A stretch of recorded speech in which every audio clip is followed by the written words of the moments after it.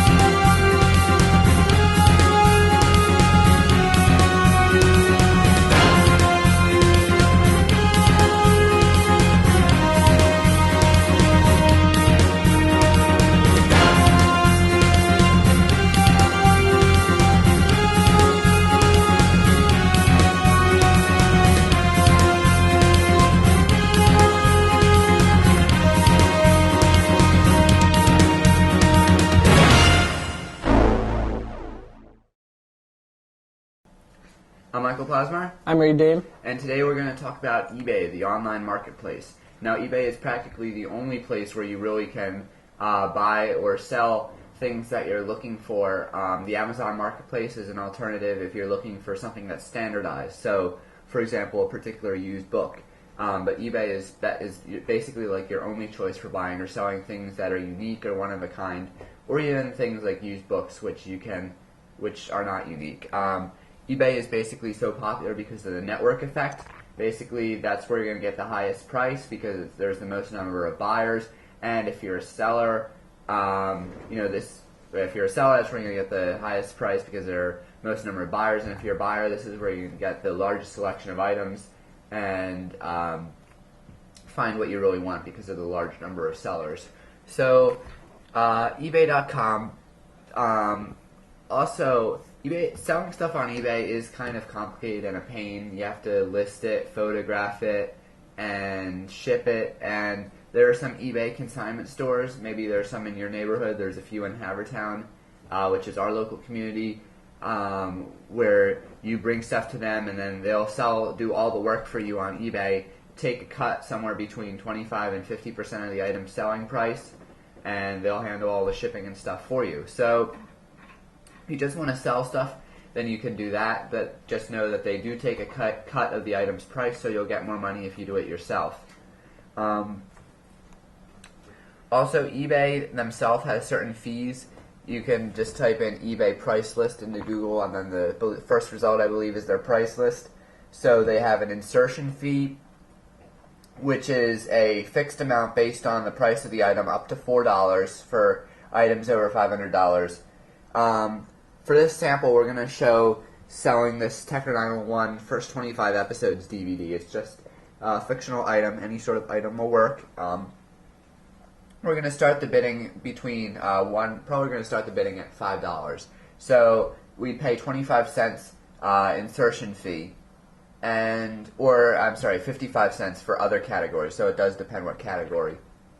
They're DVDs. Yeah, well, a DVD is 25 cents. So, and then there's also a final value fee, which if the item sells and it's not guaranteed to sell, then it's a percentage of the item's price. So let's say this DVD sells for $30, then it would be 8.75% of the initial $25, so that's $2.19, and 3.5% of the remaining balance up to $1,000. So it's not exactly cheap. So overall, this would cost you about $2.50 to sell on eBay if this DVD sold for $25. So that's like a pretty significant percent. That's like 7 or 8% of the item, and that's money that goes to eBay. So not free, just to let you know. And we'll cover how you list stuff on eBay first. You have to sign up for a free eBay account in order to do so, and then you can buy and sell stuff. You'll probably also want a PayPal account, which we talked about in episode 41, and that's pretty much the way everyone pays for stuff on eBay. It's not the exclusive way, but it's the preferred way. Pretty much everyone does it. And then PayPal also takes the percentage of whatever money you transfer, depending on what type of account you have, but that's up to like 2%. And one thing that Dovin tells me is that eBay may adopt PayPal only as their exclusive payment method, and he says this method is currently being debated by the Australian government, who thinks that this might cause an illegal monopoly for payment services. But pretty much PayPal is sort of like the de facto payment method. Even if it's not the exclusive only payment method, everyone pretty much uses it, and you pretty much have to have a PayPal account. So go back, watch episode 41 where we talk about that. So let's say we want to sell an item. So we've got our eBay account. And one thing about eBay accounts is they have this thing called feedback, where once the transaction's gone smoothly, people will leave a feedback rating for you.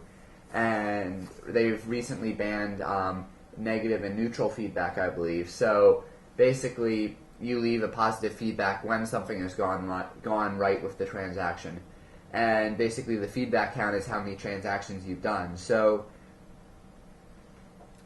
people will like it better when they deal with someone who has a high feedback count than someone who has a lower feedback count. So as a new user, you may not get the best price for your item because you're not established. But once you have like 30 things under your belt, 30 transactions, and that's buying or selling, then people are a lot more likely to trust you and deal with you than not. So to sell an item, you just log in, go up here, you hit sell an item, and then we have to type in 3 to 5 words about the item. So we're going to say, DVD, TV show, and then start selling. And then you can choose keep it simple or customize your listing with more options. I'm going to go customize with more options. So now it's going to recommend us categories. So I think the DVD and movies category.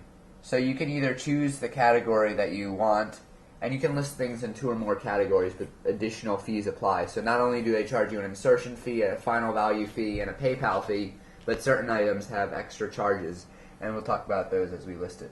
So I think we can put it in DVDs and movies, or we can browse categories and do it like that. So DVDs and movies, yeah, we'll put it in DVD, HD, and Blu-ray. So category number 617, we'll hit continue. So after we've picked our category, now you can enter in the UPC code of the DVD that you want, and this saves time by pre-filling information about the DVD and sort of categorizes it, because if it's a DVD, it's not a unique product, and there are lots of other DVDs for that. So actually, I'm going to skip this step because this Tecker 911 DVD doesn't have a UPC code. It's not available in stores, so not like that.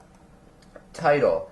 You really want to write a good descriptive title. I think you're limited to a certain amount of characters, but you want to get 55 characters, but you want to get keywords in here, because when people search on eBay, they primarily search only the title. So essentially, there's this whole art and science of finding a good title. So we're going to say Tecker 911 DVD first 25 episodes, and then we can also, since some people write Tecker 911 without the space in between, I'm going to also put that in the title to show that, so that way if people do a keyword search for Tecker 911 without the space, they'll also find it.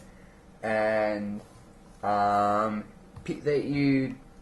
wants you to refrain from putting stars around it or putting it in all capitals, but some people like doing that, or they put in maybe I'll write the word unique,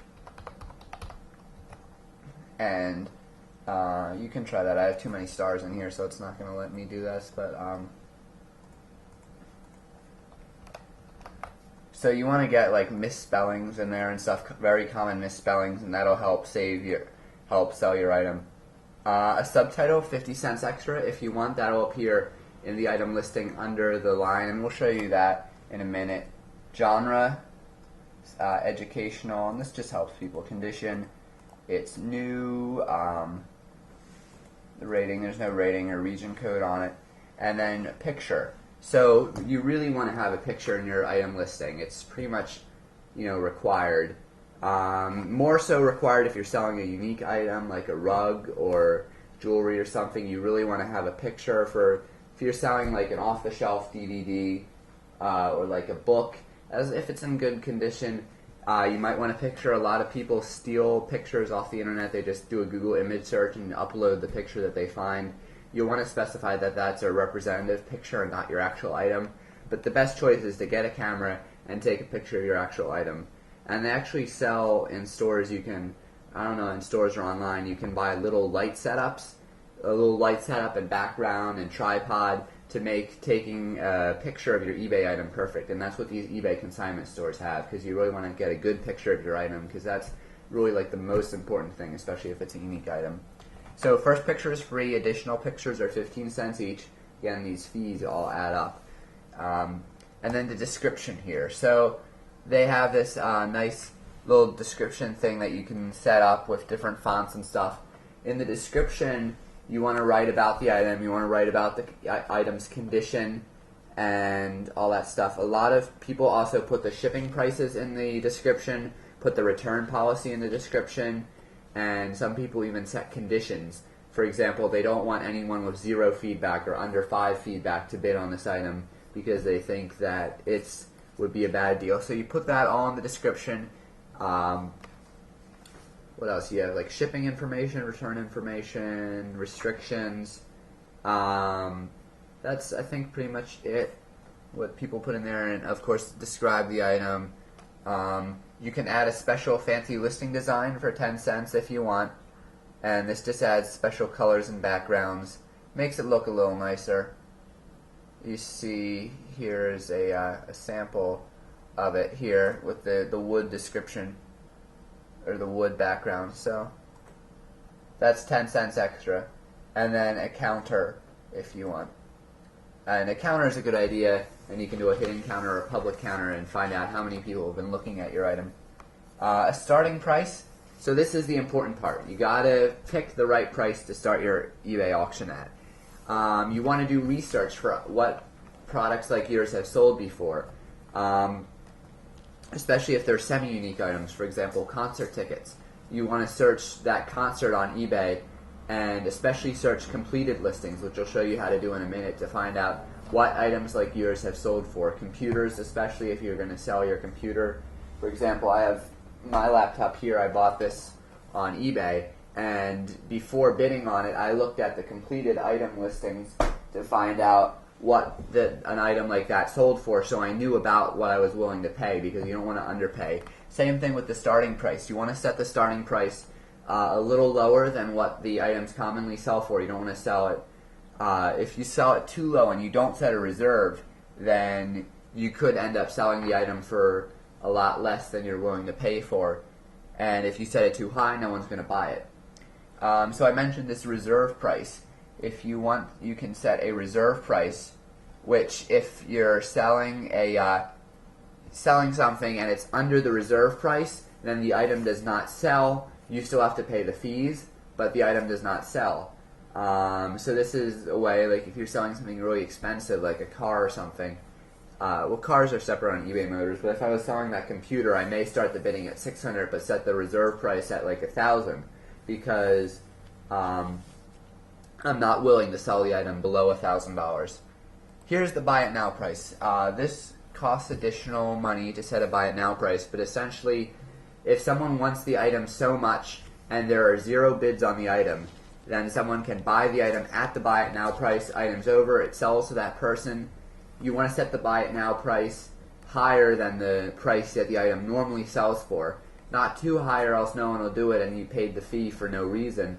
Not too low, or else you might end up selling the item at the buy it now price for less than you would have gotten if you let the auction continue. So you really have to know what the right price for your item is. The quantity, 1 item. Otherwise you have a Dutch auction, and that gets complicated, and we're not going to talk about those today. 7 days. It's usually a good choice. You can do 1 day, 3 day, 5 day, 7 day, or 10 days for an extra 40 cents. I always do 7 days, that works. You want to set the item to start to end at a time when people are online. So you don't want to list your items at 4 a.m. because no one's going to be buying the item at 4 a.m. And especially when people bid on it. A lot of people bid in the end, and you want to bid when people are online, sometime like in the evening or over the weekend, maybe weekend evening. So you can set when the item will start. And the reason you want to do that is because then it'll end at that same time of however many days later that you select. And that costs 10 cents extra to have it start at a different time in the future. Or you can just start it immediately when you place the item, but then you have to put the item description in right when you want to. You can add contact details for how you want the people to research you, to get you. That's basically if you want to have your Skype name on there. And because eBay owns Skype, they have that tie-in. Here, how you want to be paid. So, PayPal, again, everyone uses PayPal. You pretty much have to have a PayPal account.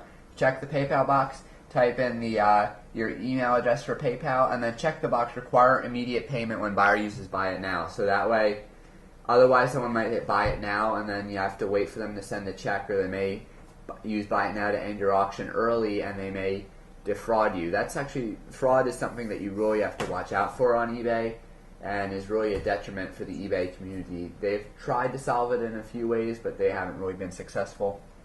Again, additional payment methods, money order or cashier's check or personal check.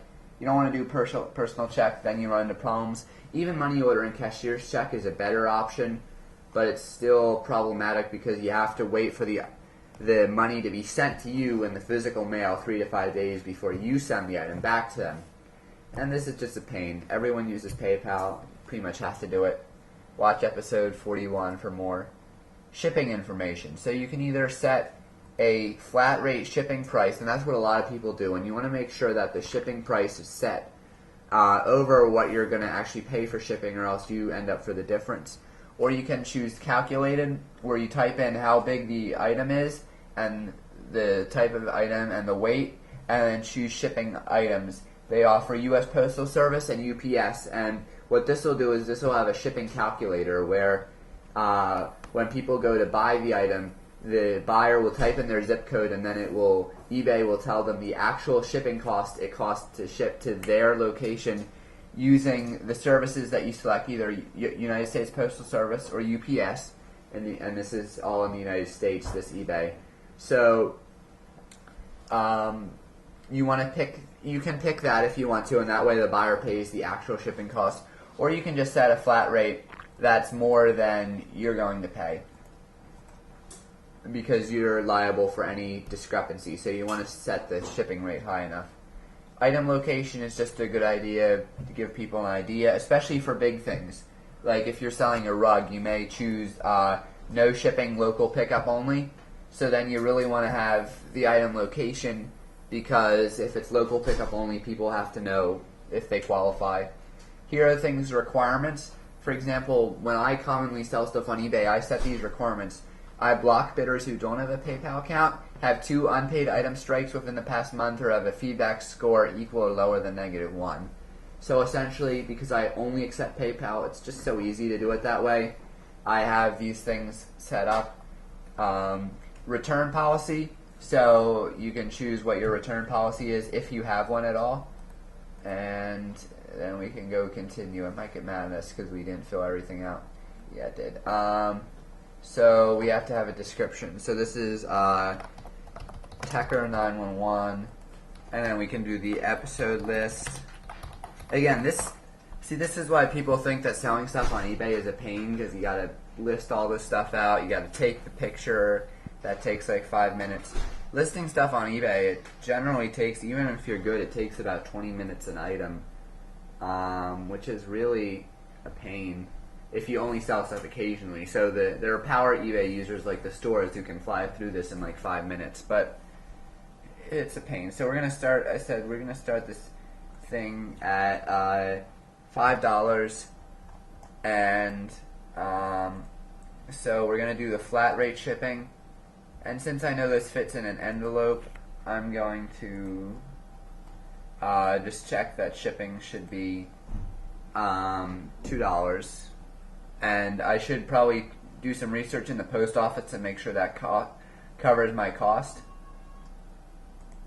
Or else I'll run into problems. So we're going to do USPS first class mail is how we're going to ship this. Or no, we'll ship it media mail.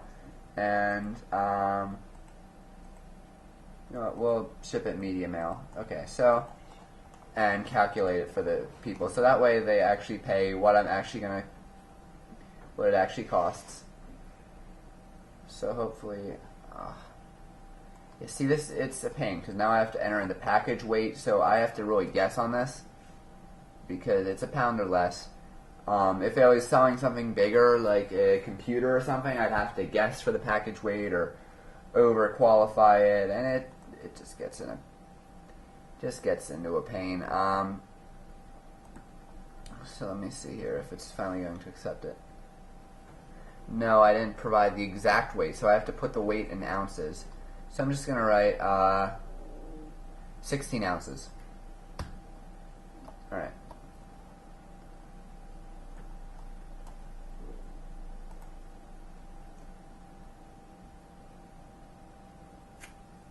Package weight exceeds the maximum allowable. Yeah, see, this is really the problem. So you know what? This disc is actually 15 ounces. If you sell stuff a lot on eBay, you'll want a shipping scale to find out how much it actually weighs. So here we are. We've just entered our info for item. Right. So we've entered info for the item, and now we're on page 3. Review your listing. So now we're almost ready to submit, but we have to scroll through the ads that they give us, where they want us to give us this value pack or pro pack, and that is extra features. Gallery Plus puts the image in the search results, and this is important. If you're selling something like a computer, you want that makes the image appear a lot bigger in the listing and makes it stand out a lot more. For tickets and stuff, a lot of people put the seat location or the section. They make like a 200 by 200 image in Photoshop, and they write the section location, and they write you know, how many tickets in big letters, so that way it stands out. Again, all the extra things you can do: bold, border, highlight, that all costs extra money. So here's how your listing will appear in the search results. So it's just very boring right now. Just the title, the price, the shipping, and when it was listed. And for our listing, we can go preview here. Or no, it's just previewing in the list of stuff. So we actually don't need to do that. We can close. Alright, and here extra things that we can do to increase our thing. It really wants us to upload a picture. More than 90% of listings include a picture, which we really should do, but I'm lazy here. So there's our fee right here, and then I can hit list your item, or just go preview your listing here. As a sample, you see starting bid, the maximum bid that people can place, and we'll talk about bidding in a minute. More information about me, about the shipping. Here's our description with our 10-cent wood listing designing, shipping and handling policy, return policy, payment PayPal only, and bid with PayPal account required. So this is our listing, and then I could hit place to place the listing if I wanted to. So now we're going to show how to buy an item on eBay. This is a little bit less work, but it's still not as much. It's still more work than just buying something normally off the internet, because you have to do a lot of confirming and stuff, and you have run into problems. Alright, so we're going to look for an iPhone. So we're searching for an iPhone, and there are 35,000 listings for an iPhone.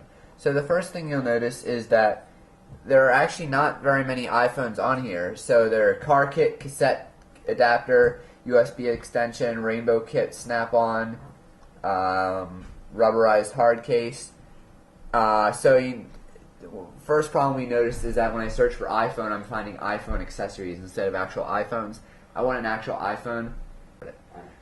And the eBay items are initially sorted by time remaining. So you see here the time remaining, less than a minute, and you want to know that because a lot of people bid stuff. So for iPhones, there's actually a lot of stuff ending every minute. Most categories, there's not this much stuff. Right here is categories. So right here you see most of the stuff is accessories. 23,000 of the stuff is accessories. So I'm going to go in the actual category where there are only 2,000. Hopefully there are no accessories in here. So we see here iPhone here, and then the capacities. This is one thing eBay has done nice. That's nice for us. They've put this matching products thing here. So most products don't have it. This is actually the first time I've seen this, but we can use the 4, the 8, or the 16 gigabyte iPhone because they've typed the model number in. But I'm going to ignore that, and I'm going to scroll down here to the main items. So we see here are the items. So here's an unlocked iPhone. You can see one of the items, and also note, see if it's $10. If it looks too good to be true, that's because it's not an iPhone. For example, this is not an iPhone. This is just like an unlock kit, so you want to ignore that. Here, this is an actual iPhone. We can see here there are 9 bids on this item. It's $310 right now with $10 shipping, and there's 16 minutes remaining. So let's go into this one. This is probably a good one to look at. So I'm going to just scroll through the listing here. Actually, before I do that, I should probably make sure that $310 is a good price for an iPhone.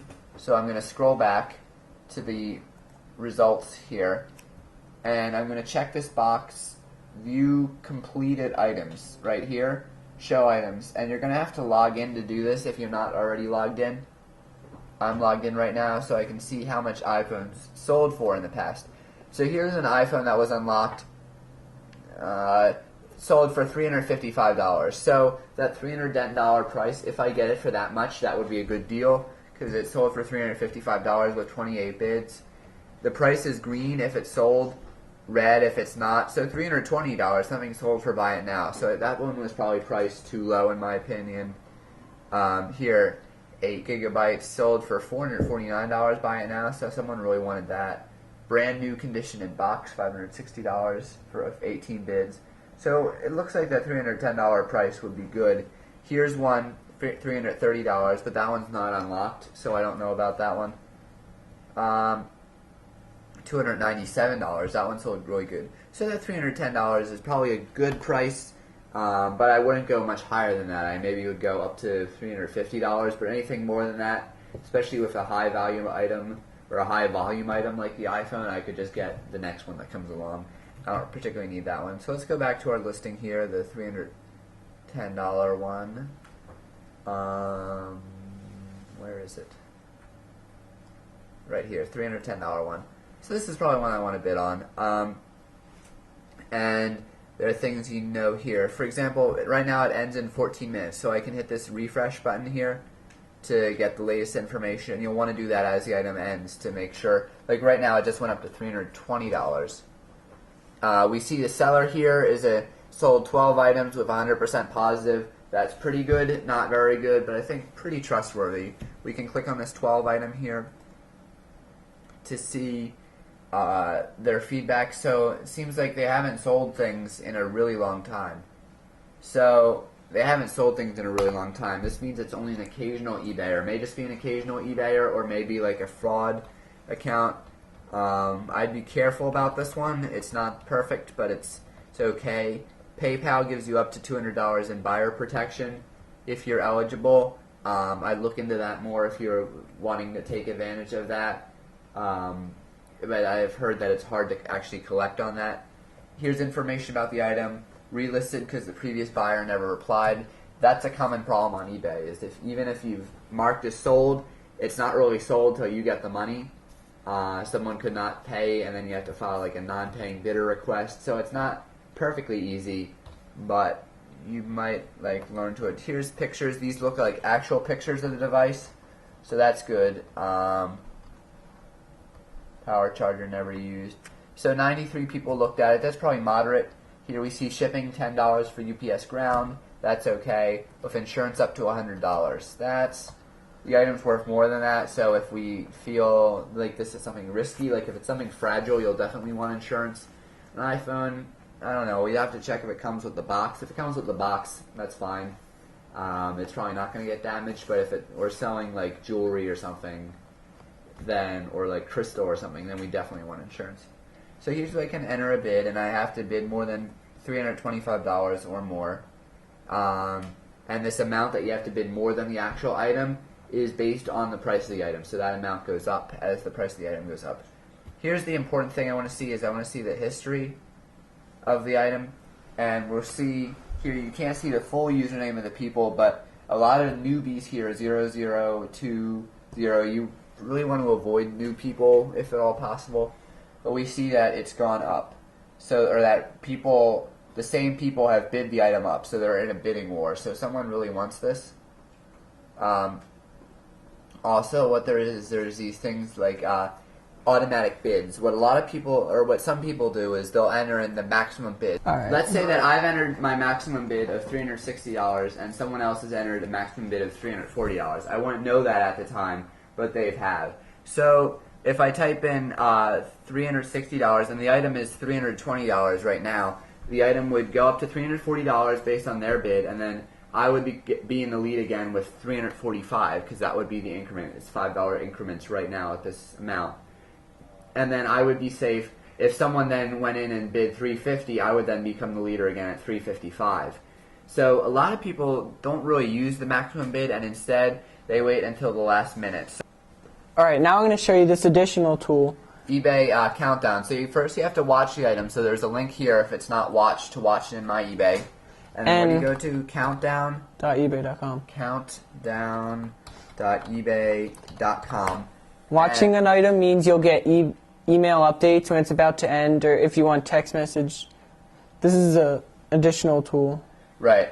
And watching is a good idea even if the item is still like days away from ending, because that sort of like saves the item. So now we're going to hit start countdown, and it's going to open up this countdown window. It does this cool little timer thing. It's also good to watch items if you're thinking on bidding, say, a computer, to see how the auction goes. Like usually you'll see that a lot of the bids come in the last few minutes, days, or seconds of an auction. Right. So eBay countdown, it's not working on my screen size, but essentially if it did, it would look like this, where you'd have a timer here, and then you could enter the place bid here, and it's just one click away from bidding. So as the item ends, this is a good thing if you want to buy the item. So our iPhone thing is now 3 minutes and 15 seconds away. So it's working right here on Reed's laptop. If we can zoom in on this. It'll give you a little timer. Right, it's loading here. So this is a different eBay item that he's watching. It's giving us a timer till when the item ends. This one ends in 21 minutes, the maximum bid, and then we can just hit the buy it now price or the bid now price in order to quickly place a bid. So this is a great way to make sure that you're in the item in the last minute as it ends. That's countdown.ebay.com. Or even if you're really cheap, you can wait till the last couple seconds before the auction ends and swoop in. And there are actually tools called snipers that will come in, and that's called sniping on eBay, is when you come in and place the winning bid, you can have a machine do it for you. They'll take a cut. It's automated. You set it up in the you set it up, a few hours before you're actually going to do it, or a few minutes before you're going to do it, and then the machine will automatically place the maximum bid within in the last second. Now the problem with that is that's automated, so you're not there. But with this tool, it'll automatically tell you what the highest price is, so you can literally watch it as it's coming down in the last second. Now, unfortunately, you might end up spending more than you ended up hoping for. Like our iPhone is down with 1:44 seconds, is at $331 right now. So I guess we're just going to wait for this to end. I'm just going to use the conventional refresh tool here to refresh, and we see it counting down here.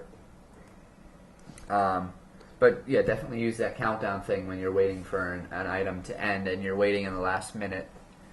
And if it's something heavily contested, like this is contested because there have been 13 bids on this item. Oh, it's up to $342. So you see most of the action for an item comes in the last minute. So it really gets to being exciting, and you just got to make sure you don't end up spending more than you wanted to. So we're down to 57 seconds, 55 seconds. It's up to $355. So remember we talked about we want to go over $360. So if I was actually going to buy this, it's probably going to go over $360. We'll probably see someone come in the last second and place a bid. Right. So we'll just refresh this to the end here. 35 seconds, 33 seconds, 32 seconds. You see it's staying at $355. I'd probably bid $360 in like the last 5 seconds with the snipe tool, or with that countdown tool. But that probably is going to get overbid.